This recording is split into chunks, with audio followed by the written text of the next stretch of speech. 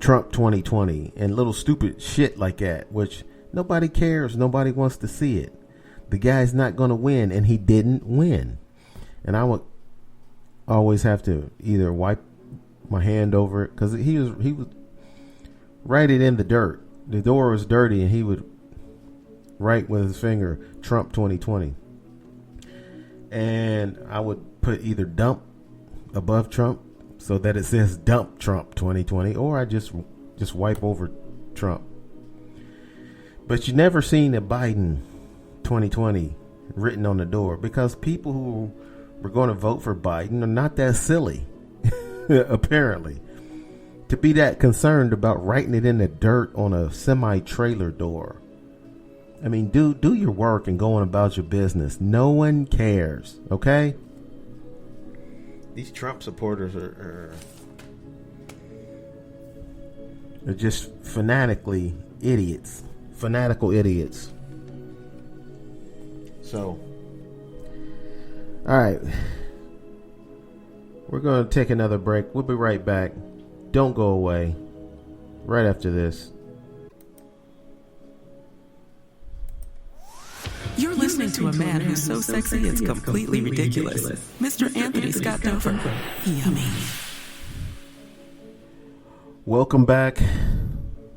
Welcome back to the program. Listen, I'm going to take a break from talking about the election just for a second. Just for a small second, because, you know, the election is fresh in our minds, and they really even haven't gotten the total count of the votes yet. They've just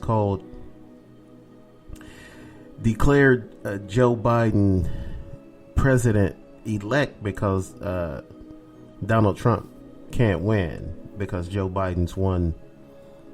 He's already surpassed the number of electoral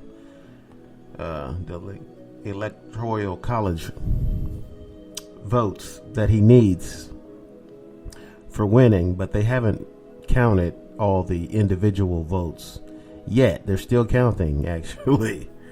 So, but I'm gonna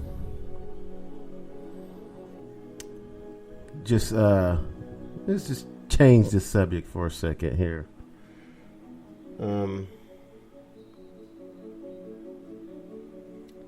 NFL, talk about sports a little bit. I watched the Buckeye game, Ohio State. And before I talk about the Buckeye game, the Clemson Tigers, Clemson was ranked number 1 in the nation. Their quarterback got COVID and he didn't play. He hasn't played 2 games in it. You know, he's been out for 2 games because of COVID.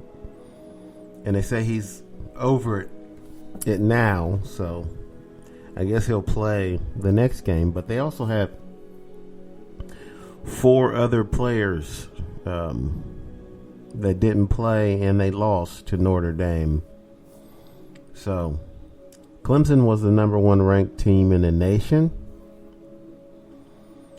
They had their star quarterback. His name slips my mind. What? But anyway, he didn't play because of COVID, and they lost. So, starting on Monday, there'll be a new ranking of the top teams in the nation. And I don't know how far Clemson is going to fall, but that's sort of a tough break to be ranked number 1, have 5 players out because of COVID. Starting players too. It wasn't like it was just scrubs off the bench. These were starting players. The quarterback was a Heisman Trophy candidate, and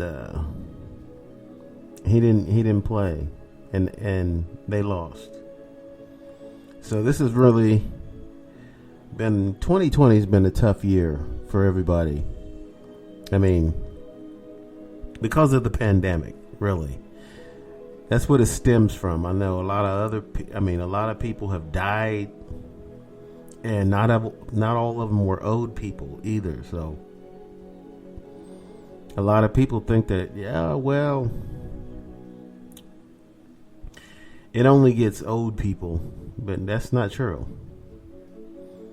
There's some young people, there's some kids, and there's some middle-aged people who have died too. But talking about this football, it's got to be tough for them to fight to play. The college football players had to fight to play this season, and for the number one team in the nation, Clemson, who has ugly color scheme, by the way. I mean, their uniforms are orange and purple. That's their colors, orange and purple.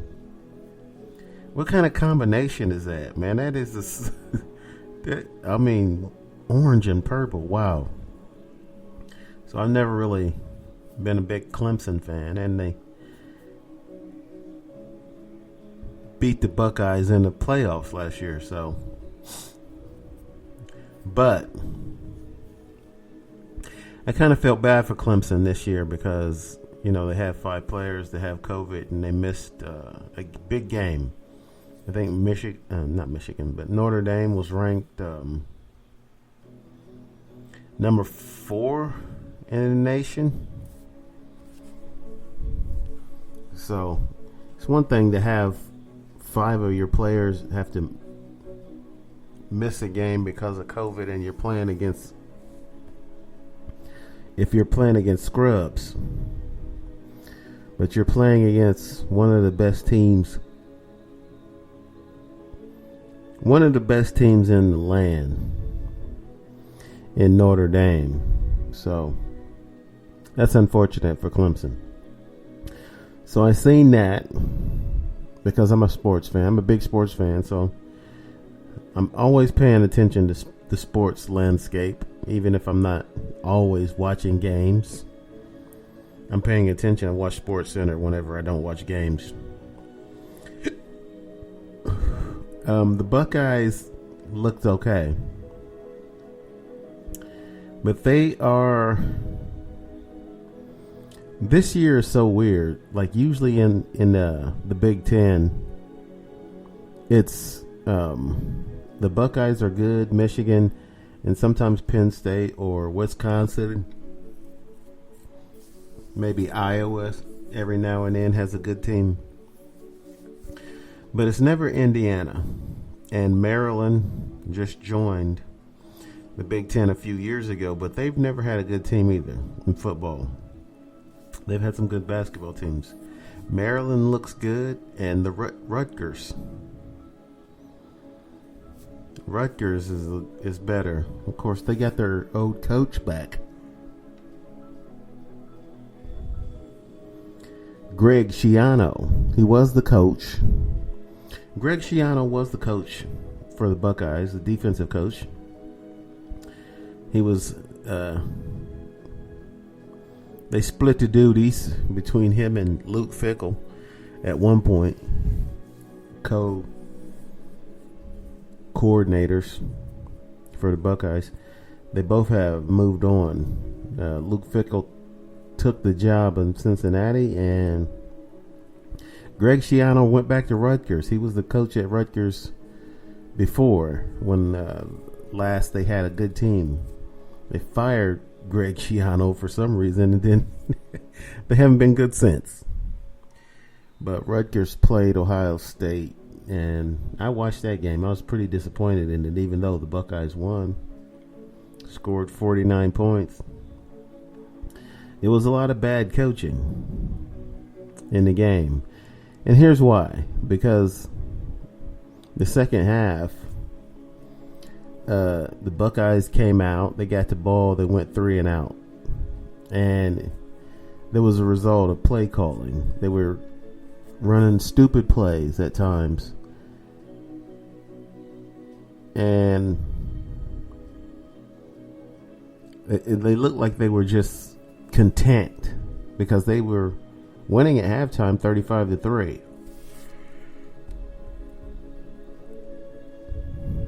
I don't know if they expected the other team to lay down and just let them walk away with a victory, convincing victory, or what, but Rutgers kept playing. They kept fighting.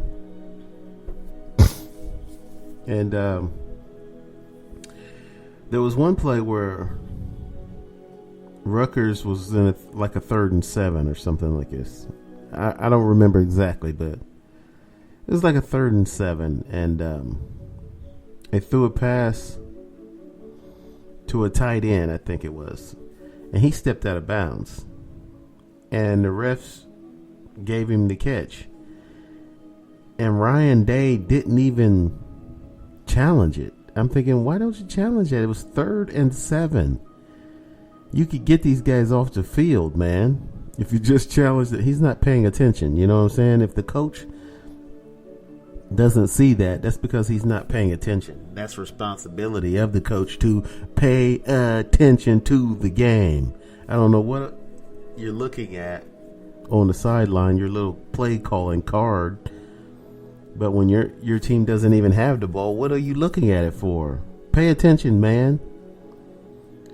On 3rd and 7 or whatever it was, I do believe it was 3rd and 7, but I could be wrong. But anyway, Rutgers quarterback throws a 7-yard pass to the tight end who is on the sideline. He caught the ball, didn't get any feet in. The first step he took was out of bounds. Barely. Like he stepped down and his toe was out of bounds. And that's the first thing to hit is his toe. So he was out of bounds. But the referees didn't catch it. They said it was a fair catch. When they showed it on the replay, you could easily see that his foot went out of bounds. But Ryan Day, the coach of the Buckeyes, that's his name, Ryan Day, he's a good coach. I'm not saying he's a bad coach. I'm just saying, he's lacking. He's making a series of dumb play calls at times.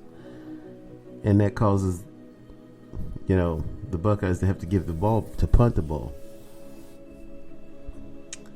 And he's not paying attention. This team is not fundamentally sound. They should, they have the athletes. So they should be better than this, especially on defense. They're giving up too much yards, dude. Get a pass rush. You got to get a pass rush. There was one time when the Buckeyes were on their own 2-yard line, and Ryan Day didn't even try to get a first down. He didn't even try. He ran the ball up the middle a couple times and then punted. I was like, what are you doing, man? Attempt to get a first down. You get these great receivers, man. Put one of these guys in space. Throw them a 6-yard pass. And watch them pick up the first down. They can run for 4 more yards. If you hit them in stride, they're going to pick up the first down. But he didn't even try. He ran it up the middle. So, I had some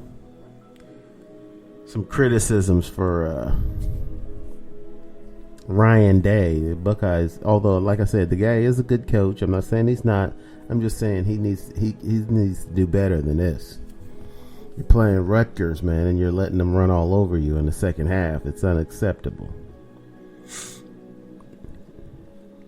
My next criticisms is for Jerry Jones. I'm not even going to criticize the coach of the Dallas Cowboys. I'm going to move straight to Jerry Jones. And you know why? Because he's Jerry Jones. He's the owner of the team. And that is for hiring Mike McCarthy in the first place. Mike McCarthy is a coach that won the Super Bowl, yes.